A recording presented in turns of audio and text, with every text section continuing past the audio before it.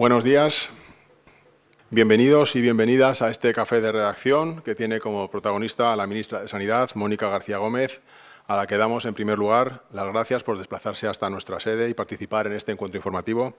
Excelentísima ministra de Sanidad del Gobierno de España, Mónica García Gómez, directora general de Ordenación Profesional del Ministerio de Sanidad, Celia Gómez, presidente de la Organización Médica Colegial, Tomás Cobo, queridos representantes de los consejos, colegios profesionales, sociedades científicas, sindicatos y entidades sanitarias de diversa índole, y también un saludo a los patrocinadores de este evento, a Big-One y Gilead. Queridas amigos y queridos amigos todos, en primer lugar, quiero dar nuestro más sincero agradecimiento a la ministra de Sanidad por acompañarnos hoy y participar en esta actividad de redacción médica, en un día, además, en el que la agenda de la ministra está especialmente cargada de compromisos. Es un placer recibirte en nuestra sede, ministra.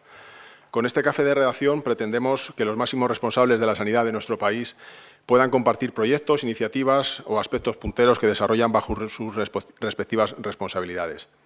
Y, a su vez, este formato, el café de redacción en este formato de entrevista, que será conducida por mi compañera Esther Ortega, jefa de política de redacción médica, permite que de una manera sosegada y en un ambiente cordial se pueda reflexionar sobre los retos pendientes y las posibilidades de mejora del Sistema Nacional de Salud. Al final de la entrevista habrá turno de intervención para los asistentes que quieran trasladar algún tipo de pregunta o reflexión a la ministra también. Agradecer, por tanto, una vez más la presencia de todos vosotros, ya sea también de forma presencial o telemática, a través de la plataforma virtual que hemos generado para seguir este evento. Ministra, confiamos en que te sientas como en casa y compartas con nosotros tu visión de la sanidad en un momento político y social trascendente para todo el país. Sabemos que el tiempo que llevas al frente del Ministerio está siendo especialmente intenso. Justo hace, además, unos días acaban de cumplir 2 años desde que fuiste nombrada ministra de Sanidad. Tiempo en el que ya has mostrado tu preocupación por temas de especial relevancia. Voy a citar algunos de estos temas, como las recientes aprobaciones de 2 importantes estrategias de ciberseguridad del Sistema Nacional de Salud o también de la inteligencia artificial, que creo que son aspectos que preocupan ahora mismo a todo el sector. Otros temas impulsados también desde el Ministerio, desde que eres ministra, son la incorporación de 10 nuevas patologías al programa de cribado neonatal. Otros proyectos como el Plan B de ayudas para gafas y lentillas a menores de 16 años o el Plan para la ampliación de la cartera común de servicios en salud bucodental, sin olvidarnos de otros temas estrella de esta legislatura sanitaria, como la futura Ley de Medicamentos y Productos Sanitarios o el Real Decreto para homogeneizar el acceso a la atención sanitaria universal en todo el territorio. También podría citar el inicio de la tramitación de la futura Ley de Organizaciones de Pacientes o la publicación del proyecto de Real Decreto para ampliar la cobertura de la Ley ELA a otras enfermedades irreversibles. En fin, son muchas las acciones que podríamos detallar. Enhorabuena, por tanto, ministra, a ti y a todo tu equipo por la enorme tarea que estáis desplegando. Estamos con ganas de escuchar lo que nos vengas a contar y conocer con más detalle las medidas que has puesto en marcha en este tiempo de legislatura y los ilusionantes y ambiciosos proyectos que están por venir. Tu relato tendrá reflejo en las informaciones que publicaremos desde hoy mismo en Redacción Médica.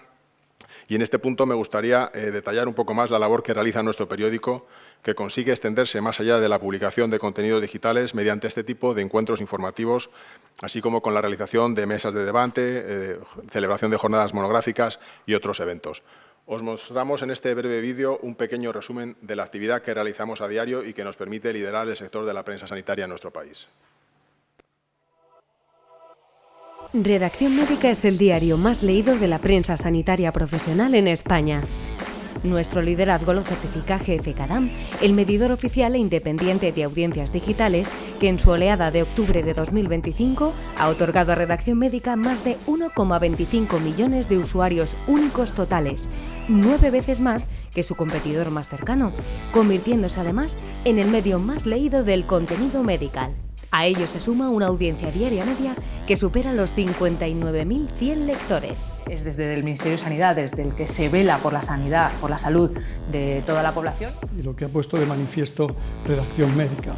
Este primer puesto se sustenta en una oferta informativa rigurosa y profesional que redoblaba su apuesta por la exclusividad con Redacción Médica Premium. Un servicio de noticias diseñado por y para el profesional del sector de la salud, al que se puede acceder a través de un sencillo registro gratuito. Ya son más de 65.000 los profesionales registrados, 33.000 de ellos médicos. Para mí hay cosas que es imprescindible dialogarlas. Redacción Médica también reúne a los principales protagonistas del sector en citas de referencia, como la Gala de la Sanidad, Te agradezco mucho. los premios sanitarios Y hoy en día esa pasión la necesitamos más que nunca. y los encuentros globales de parlamentarios de la sanidad, directivos de la salud, farmacia hospitalaria o altos cargos de la administración. Hablando con ellos e intentando cubrir aquello que quieran. Además, el plató de televisión de Redacción Médica fomenta la participación, la reflexión y el diálogo entre los profesionales de la salud, con entrevistas, debates y jornadas específicas. Unas cosas sobre el pasado, el presente y el futuro. De Redacción Médica. De opinión de Redacción Médica. Redacción Médica es, en definitiva, una ventana abierta al sector sanitario, una invitación a estar informado y al análisis de la actualidad.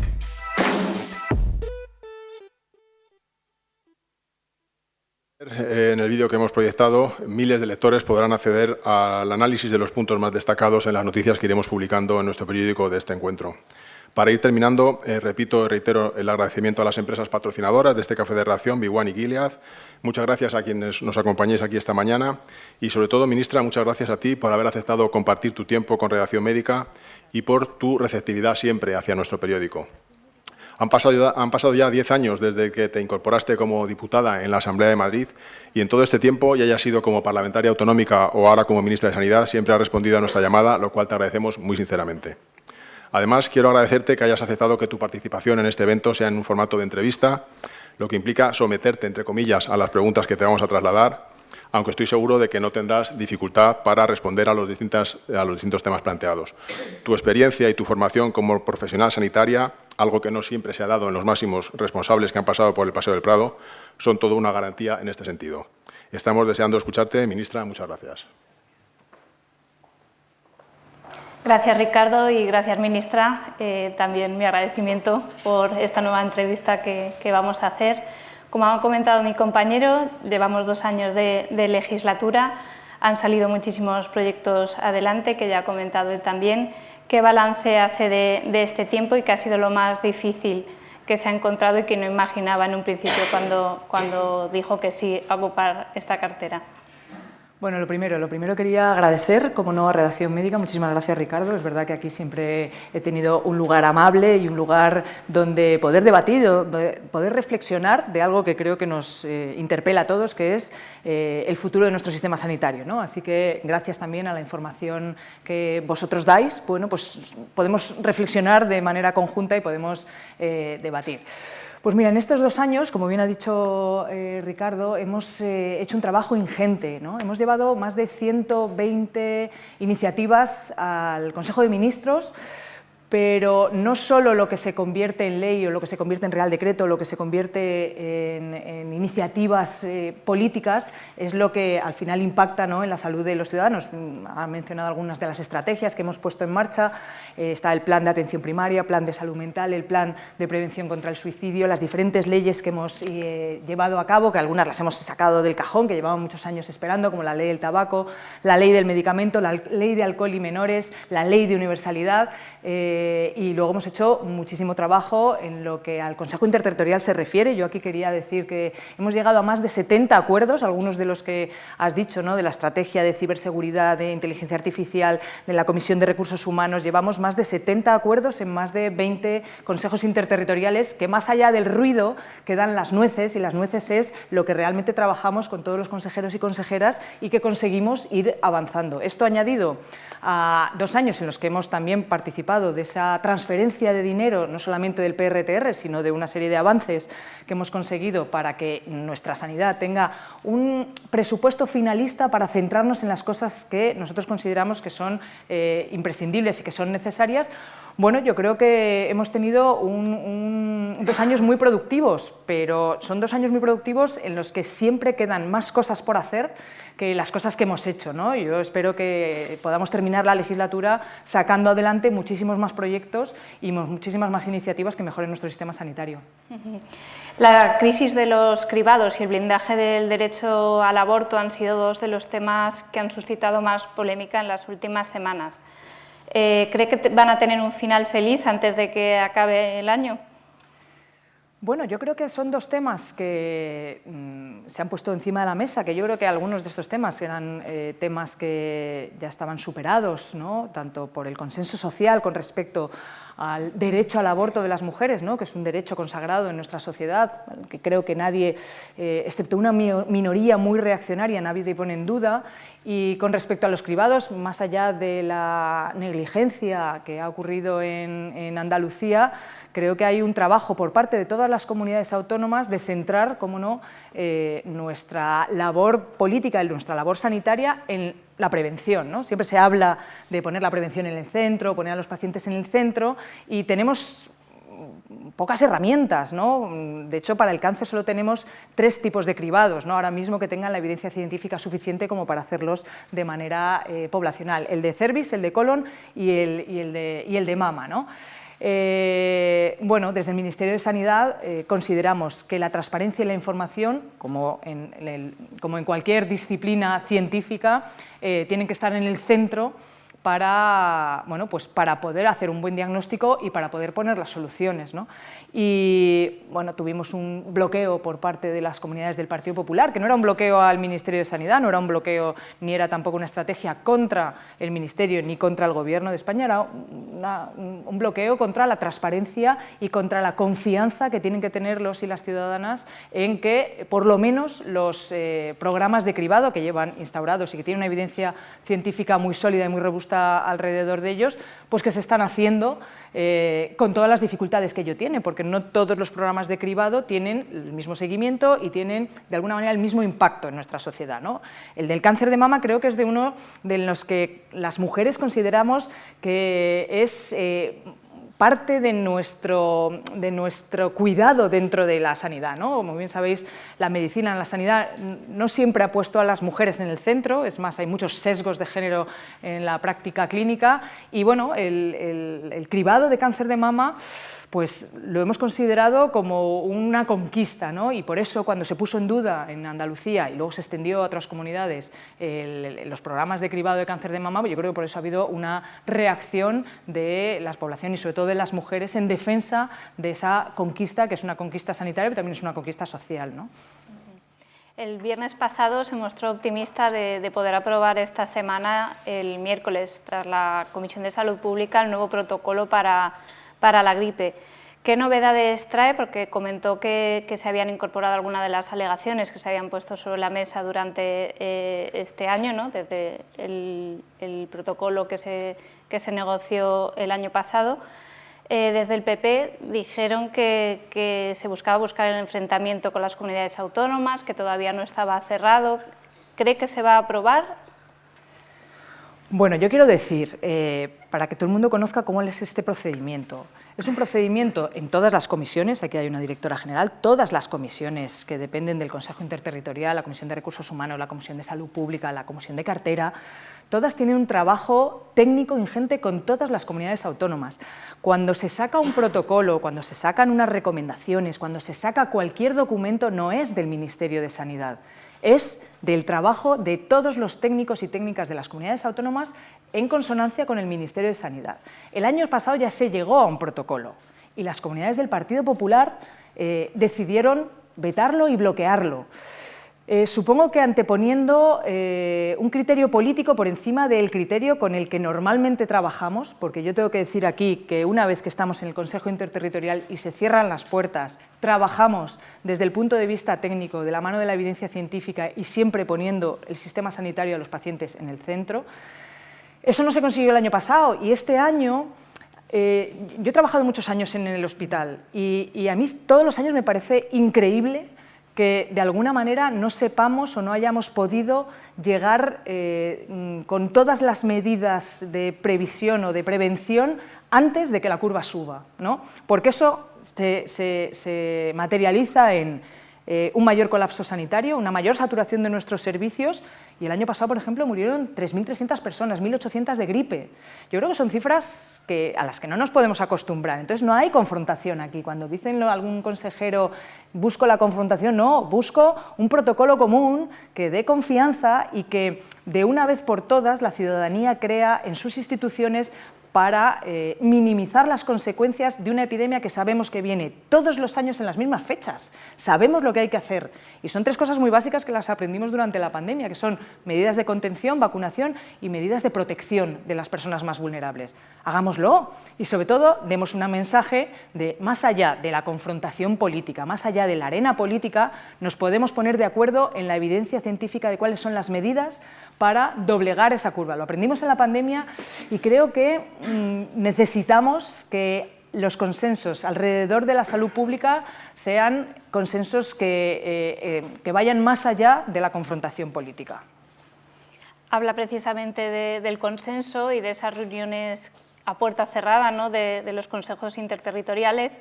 ¿Cómo se viven esas situaciones, como la que sucedió, por ejemplo, en Zaragoza hace unas semanas, en las que de puertas para afuera se evidencia esa confrontación quizá con las consejerías dirigidas por el Partido Popular y el Ministerio de Sanidad, cuando dentro de las reuniones pues el ambiente no es tan tenso tal y como nos comenta? Mira, yo en el primer Consejo Interterritorial que tuvimos dije que ojalá que todos los consejos interterritoriales que tuviéramos los viviéramos como vivimos las sesiones clínicas, ¿no?, en la que no siempre tenemos por qué estar de acuerdo, ni siquiera en una sesión clínica dentro de un servicio, dentro de un hospital. A veces no estamos de acuerdo ni en el diagnóstico, ni en cuáles son el tratamiento, pero al final, en aras de la mejora de ese paciente o de ese servicio, acabamos llegando a un consejo, a un mínimo común múltiplo, ¿no? Yo lo primero que dije es, vamos a intentar que esto sea de puertas adentro, lo más parecido a una sesión clínica en la que pongamos en el centro los intereses de la ciudadanía. Y luego fuera, pues que cada uno haga lo que quiera hacer. No hay que confundir el Consejo Interterritorial, que es un lugar y un espacio de trabajo y de cooperación, de lo que es una asamblea, un parlamento, el Congreso o el Senado, ¿vale? La confrontación política ya tiene sus espacios, ¿vale? Y luego están los espacios en los que el sistema sanitario tiene que estar representado, donde los consejeros y consejeras no van ahí con la gorra de su partido, van ahí con la gorra de su responsabilidad para con la salud de los ciudadanos de su territorio. Entonces, cuando se quitan la gorra del partido y se ponen la gorra de responsables de sanidad, pues trabajamos muy bien y fruto de ello son esos más de 70 acuerdos y esos más de 20 consejos interterritoriales en los que, bueno, pues hemos llegado a acuerdos que son fundamentales. Lamentablemente estamos en un momento, en un país en el que las buenas noticias no tienen el peso que tienen las malas noticias, ¿no? Entonces, la noticia de que los consejeros del Partido Popular se levantan de un Consejo Interterritorial sin debatir ninguno de los puntos que llevábamos ya trabajados desde hacía meses y solo con la excusa de que no quieren dar los datos de los cribados, bueno, pues yo creo que le hace un flaco favor al ejercicio de la política y al ejercicio también que como representantes de la salud le tenemos que dar a nuestros ciudadanos. Más allá de esto, en el siguiente rectificaron y fuimos capaces de ponernos de acuerdo en algo tan sencillo como dar transparencia y trazabilidad a los programas de cribado. Otro de los temas más, más conflictivo quizá de los últimos meses, de hecho hace un año titulábamos la entrevista que hicimos también por el Estatuto Marco, ¿no?, que venía a revolucionar la sanidad española. En los últimos meses han salido varias centrales sindicales a la calle porque no están muy de acuerdo con algunas partes del redactado. ¿Se esperaba tanta conflictividad a raíz de este texto y en qué punto se encuentra ahora mismo la negociación? Bueno, vamos a rebobinar un poco, porque el Estatuto Marco es un estatuto que no se toca desde el año 2003, ¿vale? El Estatuto Marco, obviamente, es el del 2003, es el que ha perpetuado una serie de malestares con los que desde el Ministerio, por supuesto, empatizamos, yo los he vivido en primera persona, una serie de malestares y una serie de abusos y de precariedad que se ha ido instalando en nuestro sistema sanitario, ¿vale? Se han ido haciendo alguna serie de ajustes, pero que hay que hacer una transformación integral. Y, de hecho, la movilización es el síntoma de que el Estatuto Marco había que abrirlo, ¿vale? Cualquier ley compleja como esta, que tiene el alma de transformar aquellos abusos, aquellas injusticias que se han ido perpetuando durante tantos años, bueno, traen consigo, yo voy a llamar conflictividad. sin llamarlo confrontación, ¿no? La política es conflicto, pero conflicto en el buen sentido, en el sentido de que vamos a debatir y vamos a reflexionar sobre cómo tenemos que trabajar y cuáles son las condiciones laborales en las que tienen que trabajar los profesionales sanitarios, teniendo en cuenta dos cosas, que aquí no hay una patronal y hay unos empleados, hay unas instituciones, hay unos trabajadores y hay unos pacientes. Entonces, tenemos que trabajar, y de hecho es la primera vez que en el Estatuto Marco salen los pacientes como sujetos de derecho para los que estamos trabajando. Entonces, yo reconozco todos los malestares y, de hecho, empatizamos con todos esos malestares. A mí me ha sobrado un poquito de agresividad, un poquito de, bueno, pues, algunos insultos y algunas medio verdades que se han dado. Pero dicho esto, creo que el Estatuto Marco trae avances que son incuestionables y creo que no hay ninguna organización sindical que cuestione los avances. Yo me he traído aquí unos cuantos, son tantos que son incluso un poco exhaustivos a la hora de hablarlos, pero voy a decir algunos. OPEs cada 2 años, fin de la eventualidad. Yo he convivido con compañeros que han estado 10 y 15 años encadenando contratos eventuales y contratos precarios. Posibilidad de plazas perfiladas, posibilidad de concurso de méritos, guardias de 17 horas, voluntariedad en las guardias de 24 horas, horas de descanso pre- y posguardia, contabilizadas como horas ordinarias de trabajo. O sea, esto de que cuando más guardias haces, más horas le debes a la Administración, que es una aberración desde el año 2003, se acaba. Cuantas más guardias haces, menos horas de trabajo ordinaria haces. Regulación de las horas de las guardias localizadas, complementos en las pagas extraordinarias, profesionales sanitarios como autoridad, límite de 45 horas semanales, teniendo en cuenta que la directiva europea lo pone en 48, límite al número de guardias al mes, regulación de las plantillas, reconocimiento dentro de la jornada laboral de la docencia y de la investigación, reconocimiento del estatutario investigador, ¿no? Porque tenemos un Sistema Nacional de Salud que debería hacer un hueco preferencial a nuestros investigadores y a nuestros clínicos que quieren investigar y, sin embargo, bueno, pues no hay ninguna normativa que lo regule. Hay un capítulo entero solamente para la investigación dentro de nuestro Sistema Nacional de Salud. Regulación de los tiempos de descanso, ampliación de los derechos individuales, nueva regulación de las condiciones de los MIR, una clasificación nueva, que es una clasificación, que esto lo quiero aclarar porque ha sido uno de los puntos conflictivos, que es una clasificación que se rige por los créditos MECU, que vienen de los MECES, que es básicamente tanto has estudiado, en esta clasificación estás, pero es una clasificación administrativa. Es una clasificación administrativa, que es la que se regula dentro del estatutario, ¿vale? Hay que diferenciarlo entre la regulación o la clasificación de la Administración General del Estado. Nosotros no somos funcionarios, somos estatutarios y nos regimos por esta clasificación.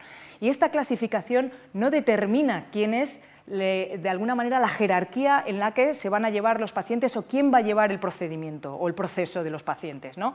Eso lo marca la LOPS, pero tiene todo el sentido del mundo, lo que marca la LOPS, y así lo ponemos también en el Estatuto Marco, que el profesional con una mayor cualificación y mayores competencias sea el que lleve todo el procedimiento. Por ejemplo, el procedimiento de un paciente oncológico, yo que soy anestesista, ¿lo va a llevar un anestesista aunque el paciente pase por ahí? No, no lo va a llevar un anestesista, lo va a llevar su médico de referencia. ¿Lo va a llevar una enfermera? Tampoco. Entonces hay que diferenciar una clasificación que es pura y meramente administrativa de una clasificación asistencial, porque esto ha dado muchos lugares a muchas dudas. Podría seguir con infinitas mejoras que trae este Estatuto Marco. Jubilación anticipada en función de los coeficientes reductores, exención de guardias, registros electrónicos de méritos para las OPEs, descansos garantizados, servicios de prevención que pasan a ser vinculantes en vez de consultivos.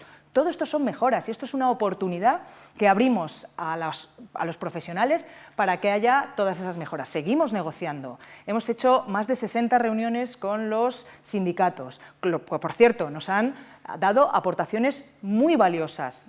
Tanto unos como otros, todos los sindicatos que han participado nos han dado aportaciones muy valiosas de alguna parte de los textos en los que, bueno, o no quedaba claro o habría ciertos lugares a las interpretaciones. No, queremos que quede claro el derecho al descanso, el derecho a la reducción de jornada, el derecho a que, por ejemplo, los MIR no hagan más de 4 guardias al mes, a que tengan garantizada su conciliación. Todo eso está reflejado en el texto. Entonces yo creo que no podemos perder esta oportunidad, más allá de que haya una serie de reivindicaciones que no son de nuestro departamento, como puede ser la reivindicación de las retribuciones. Eso está marcado en los diferentes presupuestos, tanto en presupuestos generales del Estado como en los presupuestos de las diferentes comunidades, o otra serie de elementos que han sido conflictivos, por llamarlo de alguna manera, que no están en nuestra mano. Pero aún así nos hemos puesto y nos hemos remangado para ponernos a solucionar también esos problemas que no nos corresponden. Siempre han dicho que es un texto vivo, ¿no?, que todavía está abierto a negociaciones, siguen negociando, como acaba de decir. ¿Qué plazos contemplan? ¿Cuándo creen que va a estar listo el texto? ¿Cuándo va a poder ir a Consejo de Ministros, al Congreso de los Diputados y también a Consejo de Ministros? Y si creen que esa confrontación, como decía antes, que sí que está en las cámaras, ¿no?, que es el lugar de la confrontación, ¿va a salpicar de alguna forma el texto o va a poder salir adelante? Bueno, pues una de las penas que caen sobre este texto es que, más allá del texto, ¿no?, y de las mejoras, bueno, ha caído una especie también de losa de confrontación política, ¿no? Por ejemplo, el Partido Popular lo ha utilizado como una herramienta arrojadiza, y yo creo que no es una herramienta arrojadiza discutir sobre si las guardias tienen que ser de 17, de 12, o los médicos y médicas pueden trabajar a turnos, que pueden con este nuevo texto, ¿no? Yo creo que necesitamos que la política sea un lugar de reflexión, un lugar de diálogo y un lugar de entendimiento de los mínimos comunes que necesitan nuestros profesionales. Nos queda todavía un poquito, tenemos el texto, me atrevería a decir, en un 99%, ya cerrado, hablado, rehablado, hablado con las comunidades, hablado con los sindicatos del ámbito, los sindicatos convocantes de la huelga. Yo creo que la disposición ha sido plena, máxima, de máximo diálogo y sobre todo, a mí no me habréis oído ningún ataque personal a nadie que haya querido hacer que este texto mejore, ¿no?, ni ningún ataque a ninguna organización que haya planteado ¿no?, esa confrontación o ese conflicto. Lo que sí que es verdad es que todavía le queda un largo recorrido. Desde que pase por el Consejo de Ministros, todavía, como bien sabéis, las leyes tienen un larguísimo recorrido. Todavía queda la consulta pública, queda pasar otra vez por el Congreso de los Diputados, las enmiendas de los diferentes grupos parlamentarios, y al final será el resultado de todo eso lo que determine cómo vamos a trabajar en los próximos 10, 20 años, ¿no? Entonces, por eso, a mí siempre me habréis oído, incluso con las críticas más ácidas, defender las mejoras, poner encima de la mesa, vale, toda la confrontación política puede estar ahí, pero vamos a hablar de esto. Vamos a hablar de si las OPEs tienen que ser cada 2 años, vamos a hablar de si vamos a acabar con la precariedad, vamos a hablar de cuál es la reducción de las horas, vamos a hablar cómo nuestros profesionales pueden conciliar con su vida familiar, vamos a hablar de cómo los investigadores tienen hueco, vamos a hablar de todo esto, porque es lo que nos estamos jugando, ¿no? Y lo que creo que no nos podemos permitir es quedarnos con un texto, el del año 2003, que es el texto que nos va a perpetuar en todos esos abusos y toda esa precariedad. Otro de los textos que van a reformar, ha hecho también alusión antes a él, la LOPS, la Ley de Ordenación de Profesiones Sanitarias. ¿Nos puede avanzar dónde se va a poner el foco desde el Ministerio y también qué plazos un poco manejan? Bueno, pues nuestra intención es, después del Estatuto Marco, la otra ley que está absolutamente obsoleta es la Ley de Ordenación de Profesiones Sanitarias, ¿no? Nosotros inicialmente empezamos a abrir la ley para que entre pues, toda la reflexión, todo el diálogo con las organizaciones sindicales, con las organizaciones profesionales, bueno, pues para dar el resultado de una ley del año 2025, no del año 2003, ¿no?, donde todavía incluso se habla de licenciados y diplomados, ¿no?, y donde no se ha actualizado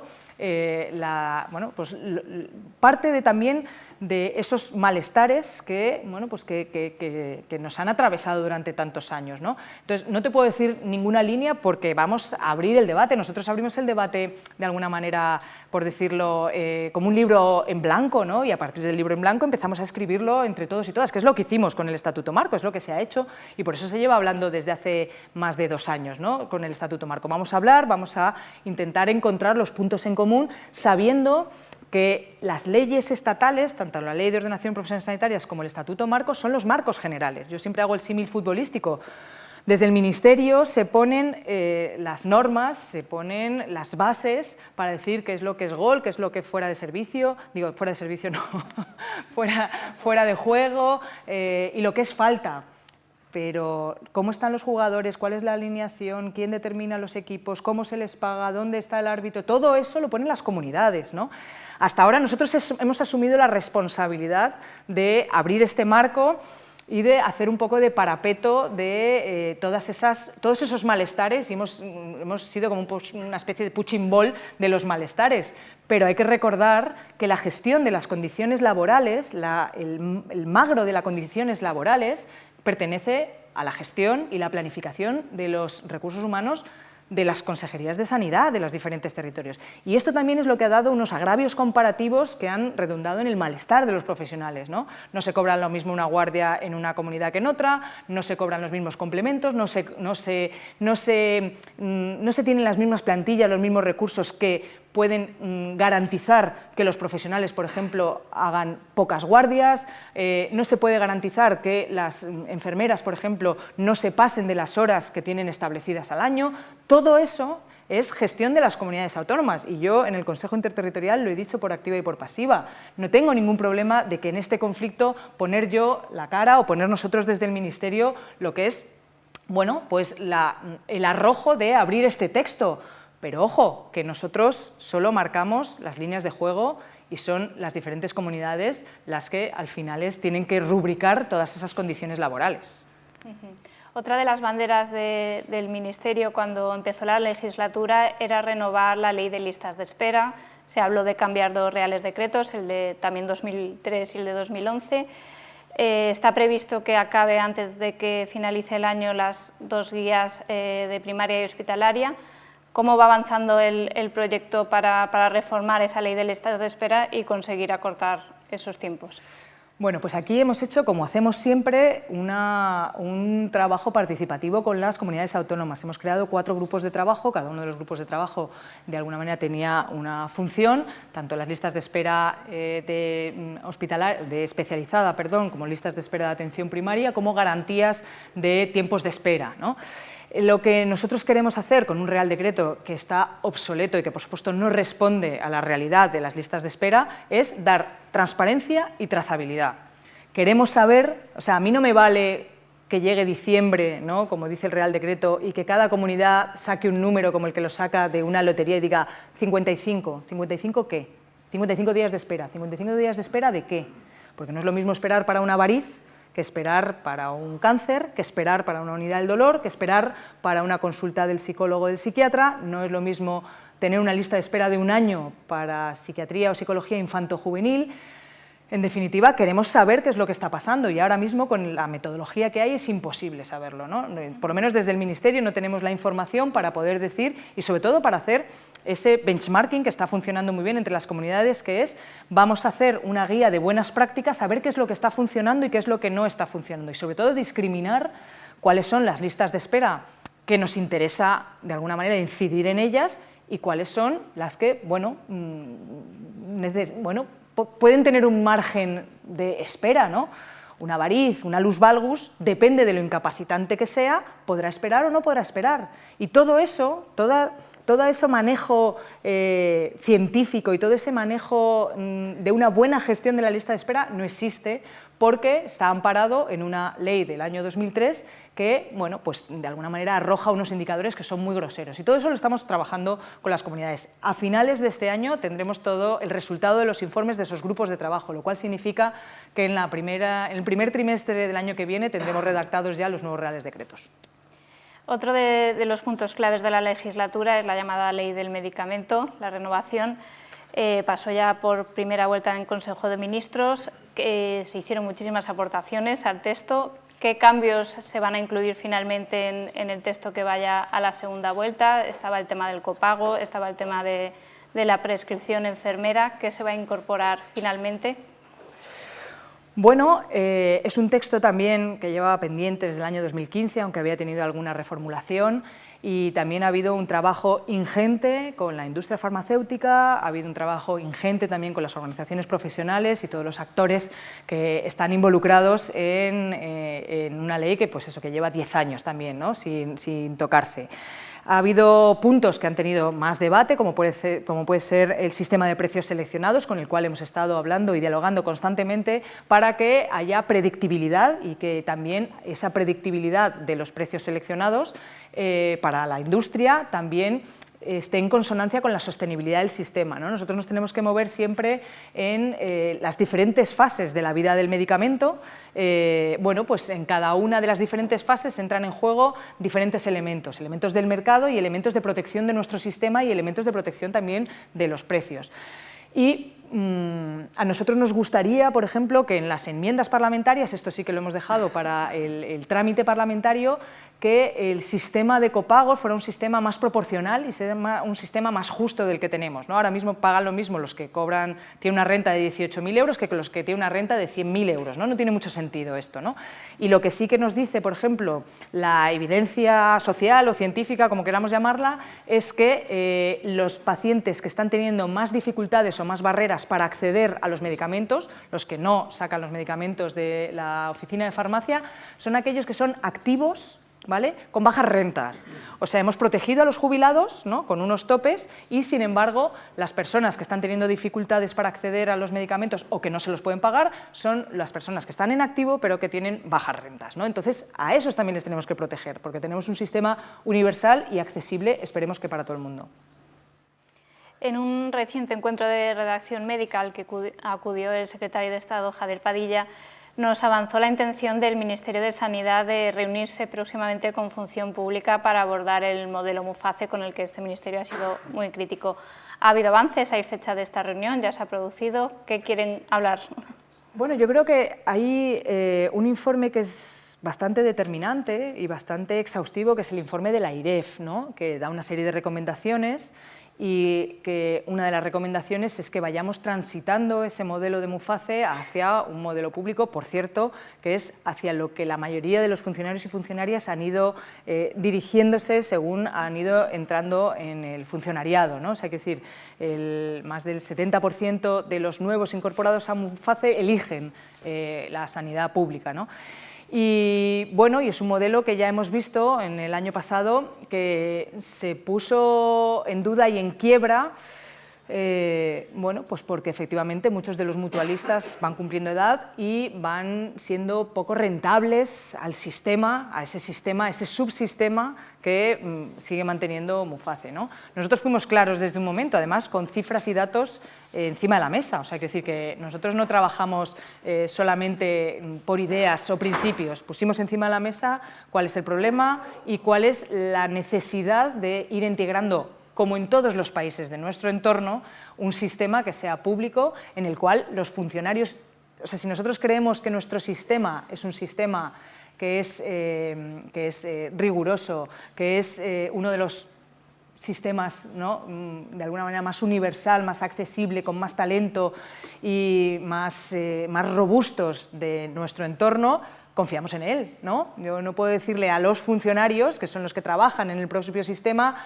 no, tenemos un sistema con una atención primaria robusta, con los mejores profesionales, con las mejores tecnologías, pero mejor vete a otro, ¿no? Yo confío en nuestro sistema y de hecho confío en algo que es fundamental, que es la atención primaria. El otro día oía una propaganda de un seguro de salud, no me acuerdo cuál es, que decía, con este seguro te vas a saltar la atención primaria, ¿vale? Eso es no entender para qué sirve la atención primaria. La atención primaria es el lugar donde se solventan el 90% de los problemas de salud de la población.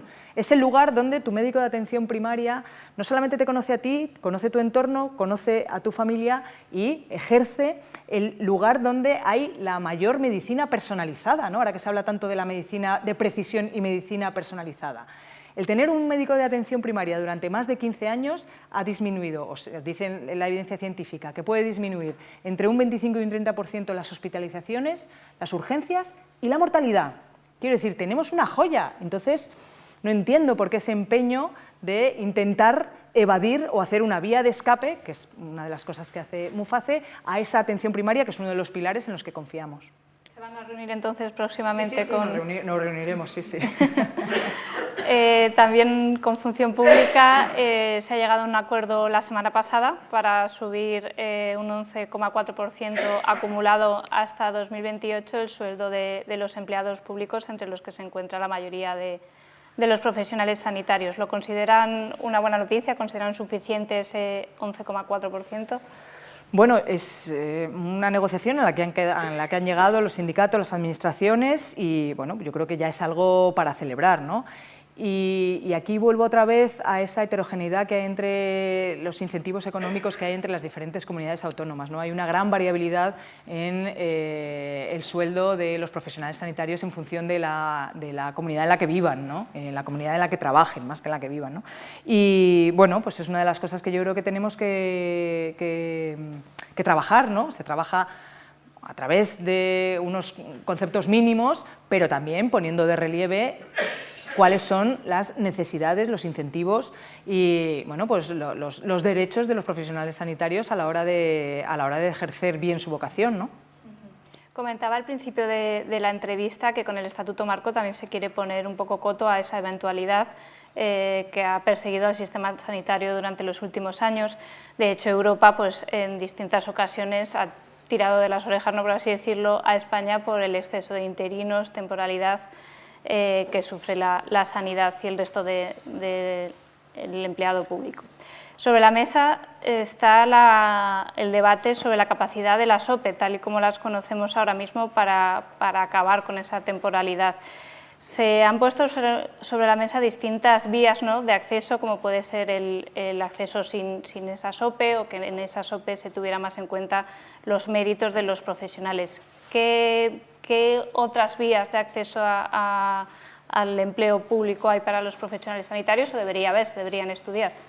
Bueno, yo creo que el Estatuto Marco lo que abre es un abanico de posibilidades, pero siempre teniendo en cuenta los tirones de orejas que nos ha dado Europa, con la eventualidad, ¿no?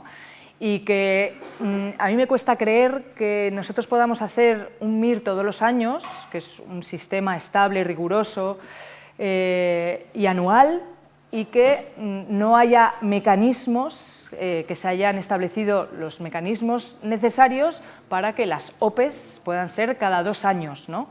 Incluso para que las propias consejerías puedan introducir nuevas herramientas que sean más ágiles para ir cubriendo las diferentes plazas que van quedando, ¿no? El Estatuto Marco abre toda esa posibilidad para fidelizar el talento y no hacer pasar a los profesionales también por las 13 pruebas de Asterix para poder ejercer la profesión para la que ya más de una vez han demostrado que son válidos, ¿no? Dicho esto, necesitamos agilidad a la hora de fidelizar, ¿no?, a la gente. Esto está en el tejado de las comunidades autónomas. Hay algunas comunidades autónomas que son muy ágiles y otras que no han conseguido establecer esa herramienta para poder mantener esa agilidad. Pero es una agilidad que va en contra del propio servicio, esa falta de agilidad va en contra del propio servicio, ¿no? Porque cuando tú a un profesional que ha estudiado X años, que tiene toda la vocación, le estás diciendo, no, mira, pero yo te voy a contratar solo unos meses, porque aunque estás haciendo un trabajo estructural, yo voy a poner el foco en tu temporalidad, tu precariedad, etcétera, etcétera, lo que estás es reforzando la infravaloración de esos profesionales, ¿no?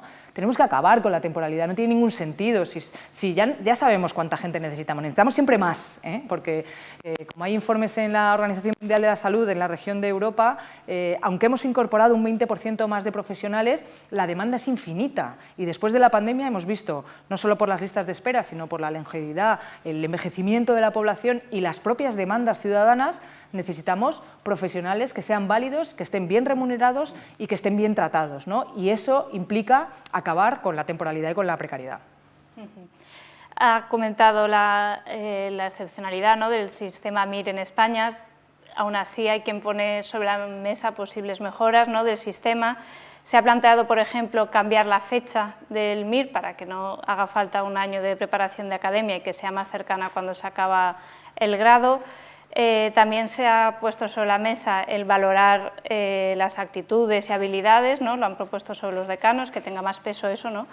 En cuanto a la nota. ¿Valoran un cambio de fechas o tener en cuenta, por ejemplo, este tema de las habilidades o las actitudes, o incluso se ha puesto también sobre la mesa el dar, ya una vez han pasado el examen, más competencia a los MIR para descongestionar un poco el SNS? Bueno, los MIR, según van avanzando en los años de formación, van adquiriendo plenas competencias. De hecho, una de las discusiones que hemos tenido con las comunidades autónomas cuando llega el verano es si los R4, R5 tienen capacidad para asumir el trabajo ya de un adjunto, y claro que la tienen, porque así lo ponen en sus planes formativos. Bueno, sobre las fechas siempre hay discusión, ¿no? De unas más, otras menos, pero siempre tiene que, de alguna manera, de cuadrar, siempre han ido variando, ¿no? Desde hace muchos años, desde enero hasta mayo, hasta antes de Navidades. Lo más importante yo creo que es que sea regular y que todo el mundo conozca cuál es el procedimiento. Lo que sí quiero avanzar, y hemos hecho varios avances, por ejemplo, no solamente en la elección, ¿no? Que retomamos su carácter presencial porque considerábamos que era fundamental. Sí que quiero avanzar que una de las novedades, una de las cosas en las que vamos a avanzar es en que en el año que viene, cuando se haga el examen MIR, las personas que se hayan presentado puedan tener una plantilla de resultados justificados de las respuestas justificadas y con su evidencia científica detrás, ¿no? Con su bibliografía detrás, ¿no? Para que la gente pueda ir avanzando. Y otra de las cosas que ha sido demandada por los estudiantes y también por muchas organizaciones profesionales es que haya un temario claro, que sea el Ministerio de Sanidad junto con las comunidades autónomas y junto con las sociedades científicas los que marquemos un temario, ¿no? Porque esa falta de temario es la que está haciendo que haya esas inequidades entre los que, por ejemplo, se pueden pagar o los que no se pueden pagar una academia, ¿no? Y ese temario y esa evaluación científica de las respuestas de las preguntas, ¿no? Pues yo creo que le van a dar todavía más calidad y todavía más robustez a nuestro sistema sanitario, a nuestro sistema MIR, perdona. Ya para ir terminando, las dos últimas preguntas para dar también margen a los asistentes a preguntarle. Tras el acuerdo de los 500 millones que se va a dar a la ayuda, ¿no? A las personas con ELA y otras enfermedades graves, se ha quedado un poco en el limbo qué va a pasar con los 10 millones del plan de acción que ya estaban aprobados, que en un principio los iba a gestionar con ELA. ¿Qué va a pasar con esos 10 millones? ¿Dónde los va a destinar el Ministerio de Sanidad o cómo se van a gestionar? Vamos, ¿a qué finalidad? Bueno, tengo que contar primero que esos 10 millones pertenecían a un plan de choque que provienen de una reunión que tuvimos con todas las entidades del ELA, sobre todo con aquellas que impulsaron la ley, que manifestaban que durante el tiempo en el que se ponga en marcha la ley, independientemente de este Real Decreto Ley, que el otro día se aprobó por unanimidad, de las pocas cosas que se han aprobado por unanimidad, con esos 500 millones, que durante ese tiempo había un problema de aquellos pacientes, un problema económico, de aquellos pacientes que tenían que decidir si se hacían o no se hacían la tráqueo, ¿no? Entonces este plan de choque venía a solventar, digamos, ese tiempo hasta que realmente esté instalada la ley ELA, que la ley ELA básicamente es dota de mayor agilidad a la ley de dependencia y establece un grado, que es el grado 3+, para que aquellos grandes dependientes, como son los pacientes con ELA y que necesitan cuidados 24 horas, ¿no? Y nosotros lo que hicimos es, hablando con las entidades, bueno, pues intentar ver cuál podía ser un plan de choque para cubrir ese tiempo hasta que esos 500 millones que tienen que pasar por las consejerías de derechos sociales y que tienen que pasar por las comunidades realmente lleguen a las familias, ¿no? Nosotros queríamos una vía directa para que las familias pudieran tener dinero por si acaso alguno de los pacientes tenía que elegir o no elegir si se hacía o no se hacía la tráqueo, que no fuera por condicionantes económicos. Finalmente, la asociación a la que iba destinada esta subvención decidió que, bueno, pues que estos 10 millones pasaban a un segundo plano o que los rechazaban porque se iban a centrar en que los 500 millones de la ley del Real Decreto Ley de la esclerosis lateral amiotrófica y otras enfermedades degenerativas se iban a centrar en que llegaran lo antes posible a las familias, ¿no? Y yo quiero recordar esta ha sido una ley que tenía todo el consenso parlamentario y, sin embargo, también ha sido utilizada como herramienta y ariete político, ¿no? A mi juicio, de manera completamente aprovechada por algunos y algunas, pero quiero aprovechar para decir que esta ley lo que abre es nuestro estado de bienestar. Esta ley abre una puerta muy importante al estado de bienestar y impulsa la ley de dependencia, que bueno, que aunque se instauró hace muchos años y tuvo muchísimos recortes en un principio, bueno, estaba haciendo que los cuidados fueran una barrera de acceso de las personas que tienen cualquier problema sanitario. Yo siempre digo que en España nadie entra en bancarrota por tener un problema de salud, por los cuidados en salud que pueda permitirse, pero sí puede entrar en bancarrota por no permitirse los cuidados que dependen de esas ayudas sociales, ¿no? De los cuidados, en este caso, 24 horas de los pacientes con ELA. Con esos 10 millones, que era tu pregunta, ¿qué vamos a hacer? Tenemos muchas cosas que hacer. Quiero decir que estaban destinados a eso, a hacer ese plan de choque, pero tenemos muchísimas áreas que tenemos que cubrir. Desde el Ministerio ahora tenemos, por ejemplo, yo estoy especialmente interesada, cuando no obsesionada, con darle un impulso a toda la estrategia de terapias avanzadas, en las que creo que España es absolutamente pionera, y bueno, siempre tenemos presupuesto, necesitamos presupuesto para abordar todas las líneas de acción que estamos llevando a cabo. Una última pregunta muy rápido antes de dar turno a las del público. ¿Qué va a pasar? No sé si se ha agilizado o si se va a dar algún paso más en torno a la autojustificación de bajas por patologías menores, sobre todo ahora, por ejemplo, que vuelve a la cabeza al estar la epidemia de gripe y COVID aquí a la vuelta de la esquina. Bueno, pues tenemos una propuesta de texto que está muy avanzado, que estamos trabajando con los otros ministerios que están implicados y esperemos que sea una realidad, ¿no? Como ya hay en otros países vecinos en los cuales confiamos en esos pacientes, o sea, que decir, le damos la confianza a los pacientes que van a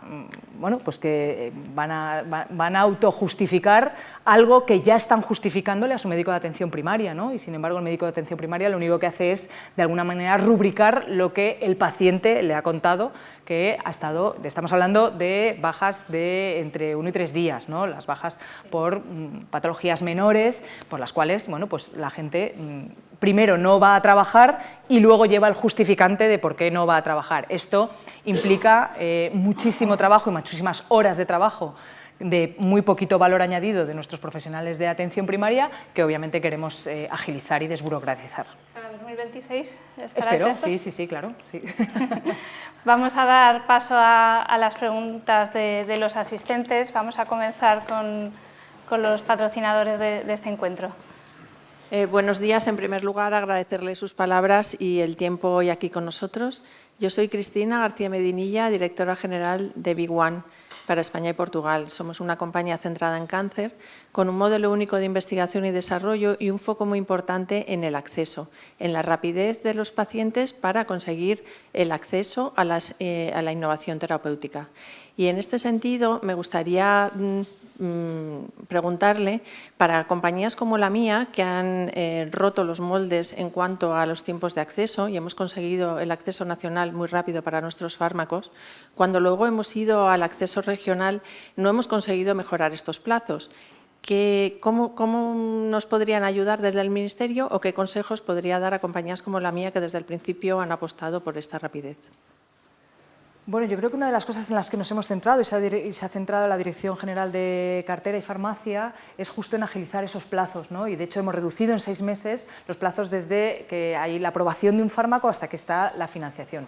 Hablamos de 2 cosas diferentes, una cosa es la financiación y otra cosa es la aprobación, ¿no? Todo esto tiene un trámite que es muy garantista y a veces es verdad que ha sido poco ágil. Hemos intentado remover todas esas trabas para que sea, la toma de decisiones sea más ágil Y claro, yo puedo responder de lo que hacemos en el Ministerio. Es verdad que muchas de las decisiones, por ejemplo, en el Comité Interministerial de Financiación de los Medicamentos, ¿no?, de precios, ahí participamos diferentes ministerios y también las comunidades autónomas, ¿no? Se hace a través de una evaluación de la eficacia y también una evaluación de la eficiencia, ¿no? Hemos intentado separar esos dos tipos de decisiones.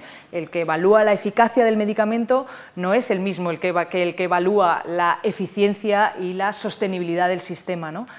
Bueno, ¿qué podemos decirle a las comunidades autónomas? Pues que agilicen también, ¿no?, estos procedimientos. Nosotros lo hemos hecho, hemos disminuido en 6 meses y trabajaremos con ellas. Y hay una de las cosas que hacemos, creo que muy bien, a través de los directores generales que tenemos, que son absolutamente maravillosos, gente con un compromiso y una ubicación de servicio público incalculable, es que trabajamos muy bien con las comunidades autónomas. Incluso las comunidades autónomas trabajan muy bien entre ellas. Son los propios técnicos y técnicas las que hacen ese benchmarking o ese aprendizaje de las mejores prácticas de lo que están haciendo en las comunidades de al lado. Y entonces, bueno, nosotros ponemos encima de la mesa todas esas guías para las buenas prácticas en lo que a acceso de medicamentos se refiere, ¿no? Bueno, nosotros seguimos empujando y seguimos haciendo ese trabajo que es el que se nos otorga, ¿no?, el de coordinación y el de colaboración con todas las comunidades. Buenos días, ministra. En primer lugar, dar las gracias a Redacción Médica, por supuesto, y a la ministra por brindarse a participar un rato en este foro y, además, a dirigirse siempre, como lo hace, con muchísima transparencia, abordando temas de enorme actualidad e interés. Y hablando de actualidad, pues hoy nos acompaña con un lazo rojo en la solapa. Este lazo rojo nos recuerda que hoy es el Día Mundial del SIDA. Tengo que reconocer que el esfuerzo que está haciendo este Ministerio en la lucha frente al VIH es enorme. Y no solamente eso, sino que además está comprometida de una manera especial con la salud global y el abordaje global del VIH. Recientemente hemos recuperado una posición en la gobernanza de la Organización Mundial de la Salud. El Ministerio mantiene unas relaciones extraordinarias, estrechas con ONU-SIDA, la entidad que está más firmemente apostando por la eliminación del VIH. Y mi pregunta es, en ese contexto, ¿cuál cree que debe ser el papel de España y del Ministerio en ese esfuerzo global por acabar con la epidemia del VIH y conseguir que el SIDA deje de ser un problema de salud pública en 2030? Muchas gracias. Bueno, pues sí, desde el Ministerio hemos recuperado no solamente ese puesto en la Organización Mundial de la Salud, que llevaba 20 años sin ocuparse, sino también esa posición en la que queremos liderar esa transformación de nuestro sistema de salud global, que ahora está amenazado, se ha visto amenazado por la estampida o la desfinanciación de la administración Trump, que ha puesto en riesgo muchos de los programas y proyectos que se llevaban en el sur global, por ejemplo, para prevenir el VIH y para detener el SIDA, ¿no? No sé cuál va a ser el cálculo de esa decisión del señor Trump de cortar los hilos que nos llevaban a la prevención de determinadas enfermedades, tuberculosis, malaria o VIH en el sur global, pero va a tener un coste en millones de vidas. ¿Esto cómo se está abordando? Se está abordando desde una nueva arquitectura, ¿no? El intento de considerarlo una oportunidad para establecer una nueva arquitectura de la salud global, en la que estamos trabajando activamente desde el Ministerio de Sanidad y también desde el Gobierno de España, ¿no? Porque es también el Ministerio de Asuntos Exteriores, junto con el Ministerio de Sanidad, el que nos hemos propuesto liderar esa multilateralidad que se está poniendo ahora en cuestionamiento y esa salud global, y nos hemos remangado con todos los actores necesarios y con todas las organizaciones que están alrededor, tanto aquellas que financian como ONU-SIDA, aquellas que están desde hace tantos años trabajando por y para la erradicación del SIDA en el mundo. Y vamos a seguir, como dirían mis hijos, dándolo todo, ¿no? para que así sea y para volver a poner en el centro algo que aprendimos en la pandemia, pero lo olvidamos muy rápido, que es no vamos a estar seguros ninguno hasta que no estemos seguros todos, ¿no? Y en ese aspecto, por ejemplo, hemos puesto en el Tratado de Pandemias y en todos los tratados internacionales en los que hemos participado, creo que España ha tomado un papel relevante a la hora de defender la salud global, ¿no? Y de defender los intereses en salud del sur global frente a algunos intereses mercantiles solamente del norte global, ¿no? Entonces, bueno, no vamos a estar a salvo ninguno de pandemias, de epidemias, si no somos capaces de atender estas enfermedades en los lugares de origen.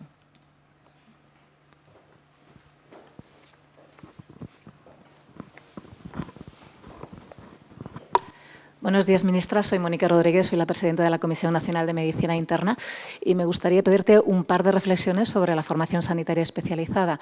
Uno, y hablando de leyes obsoletas, tenemos POEs de más de 20 años en muchas especialidades y algunas, como la nuestra, pero hay otras, que tenemos el POE renovado y ya sé que habéis empezado a sacar nuevos POEs, pero cuesta un poco de entender. En 2007 se sacaron varias decenas de POEs en un mismo año. ¿Cómo no podemos agilizarlo un poco, sobre todo aquellos que no implican más años ni más gasto, ¿no? Y relacionado con esto, el tema del reconocimiento de subespecialidades, que es algo que estamos absolutamente a favor y creemos que es una necesidad. Tenemos compañeros subespecializados que tienen y merecen un reconocimiento sin duda, pero nosotros no creemos que tenga que ser generando nuevas especialidades que fragmenten y atomicen un sistema nacional de salud abocado sobre todo a atender una población envejecida y crónica que requiere sobre todo especialidades troncales, ¿no?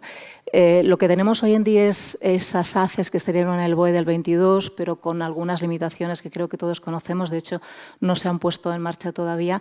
Te pediría una reflexión sobre si apostáis por retomar y poner en marcha las ACES o algún otro sistema similar a lo que pasa en algunos países europeos, retomando cierta troncalidad para dar respuesta a esta necesaria subespecialización. Muchas gracias. Pues mira, es una de las cosas que se me ha olvidado hablar al principio de estos 2 años. Nos hemos reunido con todas las sociedades científicas, nos hemos reunido con la SEMI, nos hemos reunido con todas las sociedades científicas justo para abordar esto, ¿no? Para abordar, cuando llegamos al Ministerio, cuando yo llegué al Ministerio, realmente es verdad que la disposición que hay ahora mismo, tanto de especialidades como de áreas de capacitación, como de diplomas, no responde a la realidad que estamos viviendo, ¿no? Y de hecho, una de las señales es que no ha habido el impulso de apenas ACES, porque, bueno, pues porque yo creo que no responde a esa formación post-MIR que tanto demandamos. Entonces, nos hemos reunido con todos vosotros, nos hemos reunido con FACME y lo siguiente que vamos a hacer, si no me equivoco, en enero es una reunión conjunta para que podamos ver todo el mapa, ¿no? Porque lo que no podemos trabajar es a demanda, ¿no? No podemos estar, ahora se demandan, y sobre todo con un mecanismo que es verdad que es bastante anacrónico, que es que lo pidan 6 comunidades y que una de ellas traiga una especie, un unicornio, no tiene ningún sentido. Vamos a pensar todo el sistema,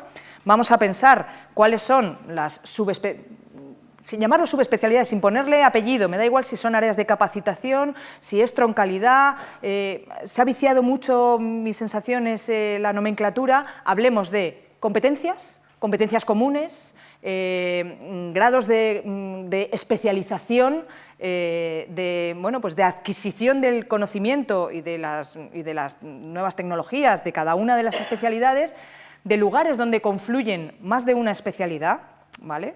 De lugares donde hay especialidades. Es que aquí la casuística es muy amplia. Nos hemos reunido desde sociedades científicas que tienen muy clara cuáles son sus áreas de capacitación, como por ejemplo hemodinámica o como por ejemplo neonatología, otras que tienen una realidad como puede ser pediatría, que es que todos son subespecialidades, por llamarlo de alguna manera, y entonces habrá que regular cómo se accede y luego cómo esas bolsas de empleo también tienen en cuenta que tú luego no puedes coger a una persona que es un hemodinamista y meterle en la misma bolsa común en la que vas a hacer una oposición para todos los cardiólogos.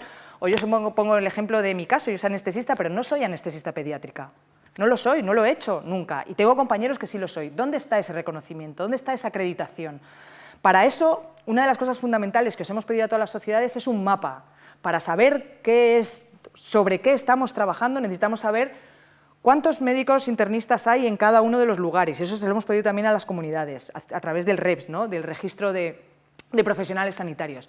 ¿Cuántos están trabajando en infecciosas? ¿Cuántos están trabajando en anestesia pediátrica? ¿Cuántos pediatras están en neonatología? Necesitamos tener ese mapa. Ese mapa, ojo, lo tenéis más fácilmente vosotros y vosotras las sociedades con los que os hemos pedido, ¿no? el poder hacer este tipo de mapas para poder saber una realidad. A partir de ahí, ¿qué es un área de capacitación? ¿Cómo se accede? ¿no? Se accede a través de un examen, se accede a través de unos méritos. ¿Cómo se accede en hora de capacitación? Y luego, ¿qué es un fellow? ¿No es un fellow? Todo eso, que lo hemos hablado con todos y todas, lo tenemos que poner encima de la mesa y tenemos que poner unas directrices que se adecúen a la realidad. Lo que no tiene sentido es que tengamos un sistema MIR que está perfectamente regulado y cuando terminas el MIR, el itinerario formativo, nadie sabe qué tienes que hacer, cómo lo tienes que hacer y cómo te tienen que contratar para ser esa subespecialidad o esa área de capacitación para la que has estado formado, ¿no? Bueno, lo queremos regular. Sabemos que es de muy largo recorrido esto, ¿eh? Nosotros queremos poner las primeras piedras, sabemos que esto nos va a trascender, pero bueno, queremos hacerlo, queremos poner las bases y poner la regulación básica para que se pueda ir construyendo y luego cada sociedad científica ir hablando. Y con respecto a los POEs, tienes toda la razón, no tiene ningún sentido, y de hecho hemos agilizado el procedimiento de los POEs, porque tampoco tenía ningún sentido la cantidad de vueltas que tiene que dar un POE para llegar al sitio de donde nació, que es que una sociedad científica se ha preocupado por cómo tiene que ser la mejor formación de los residentes, ¿no? Bueno, hemos agilizado el procedimiento y esperamos agilizarlo todavía más y esperamos que estos procedimientos no duren 2 años, que es lo que están durando a día de hoy, ¿no? Y que seamos capaces, están pendientes todos. Los planes formativos o son del año 1996 o son del año 2006-2008 y algunos se han ido reformando en función de las nuevas especialidades que han ido saliendo.